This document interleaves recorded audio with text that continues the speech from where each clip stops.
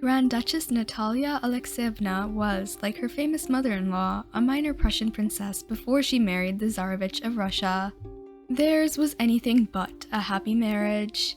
Wilhelmine Louise of Hesse-Darmstadt was born on June 25, 1755 in Brandenburg, Prussia. As the daughter of Louis IX, Landgrave of Hesse-Darmstadt and Countess Caroline of the Palatinate-Zweibrücken, she was the fifth of 8 surviving children. Among her siblings were Frederica Louise, Queen of Prussia, and Louis I, Grand Duke of Hesse. Wilhelmine's mother, Caroline, was very strict, though she did have a love of learning and knew many of the great scholars of the time, so Wilhelmine was educated very well.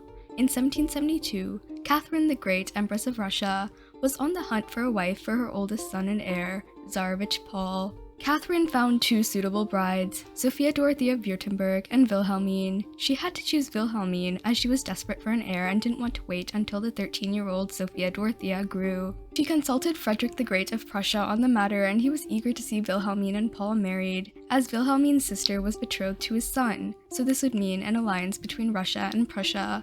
Catherine was still not completely sold and wrote to her envoy, "Princess Wilhelmina of Darmstadt is described to me, especially in terms of the goodness of her heart, as the perfection of nature, but aside from the fact that, so far as I know, perfection does not exist in the world, you say that she has an impetuous mind prone to discord." She later wrote, asking to invite Wilhelmine's mother and 3 of her daughters to Russia to see which would be a suitable bride for her son.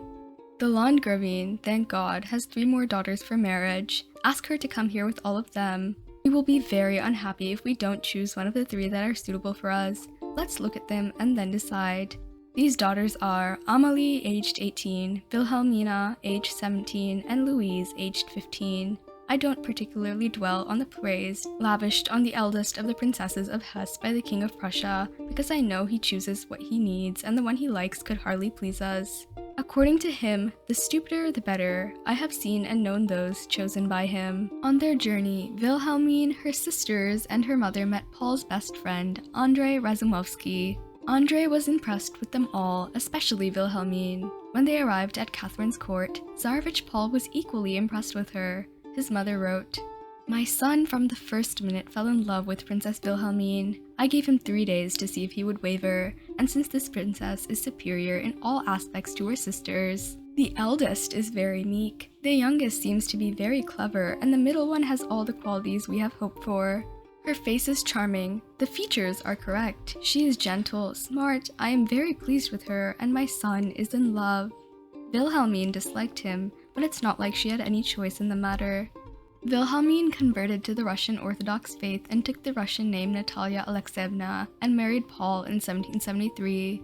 Paul was enamored of his new wife, but the English envoy wrote that she did not show any affection to him, though she ruled her husband despotically. At first, Wilhelmine, or Natalia as she was now called, charmed everyone at court, especially her mother-in-law. Catherine the Great had also been a German princess and had similarly been married to the very boring heir to Russia. Paul and Catherine weren't very close, but Natalia helped to heal their rift. Catherine wrote, "I am indebted to the Grand Duchess for returning my son to me." Everyone was happy with Natalia, and she was happy with her new life, for a time anyway. Catherine and Natalia had opposing political views. Catherine did make some reforms in the country, but Natalia advocated for more liberal ones, such as the freeing of the serfs. Natalia refused to learn Russian and began an affair with the aforementioned Andrei Razumovsky, her husband's best friend. Paul, blindly in love with Natalia, didn't seem to mind, though Catherine seemed bothered. Natalia soon became pregnant, though whether it was Andrei's or Paul's child didn't matter to Catherine.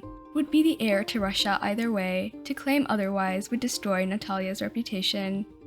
On April 10, 1776, Paul woke Catherine saying that Natalia had been in labor since early that night. By the 12th, Natalia still hadn't given birth, and the doctors gave up hope. Natalia was given the last rites the next day. On April 15th, Natalia died with both Catherine and Paul at her side. Their devastation was increased by the fact that she was carrying a healthy boy, a child that would have been the heir to the throne of Russia. She was only 20 years old. Catherine wrote, "You can imagine that she had to suffer and we with her. My heart was tormented. I did not have a minute of rest during these 5 days, and did not leave the Grand Duchess day or night until her death. She told me, 'You are a great nurse.' Imagine my situation. One should be consoled, the other should be encouraged. I was exhausted both in body and soul. It was rumored that Catherine, who disliked Natalia, did not allow the doctors to save her, but her autopsy revealed that she had scoliosis, so she wore a rigid corset which led to her bones being incorrectly arranged. With this, Natalia could never have naturally given birth, and 18th century medicine couldn't have helped her. Natalia's letters to her parents during her time as Tsarevna are preserved in the Hessian State Archive. After her death, Paul remarried to the candidate that had not been chosen when originally choosing a bride for him. Sophia Dorothea of Württemberg took the name Maria Fyodorovna and gave birth to many children, including Catherine Pavlovna, whom you can learn about in my video about her.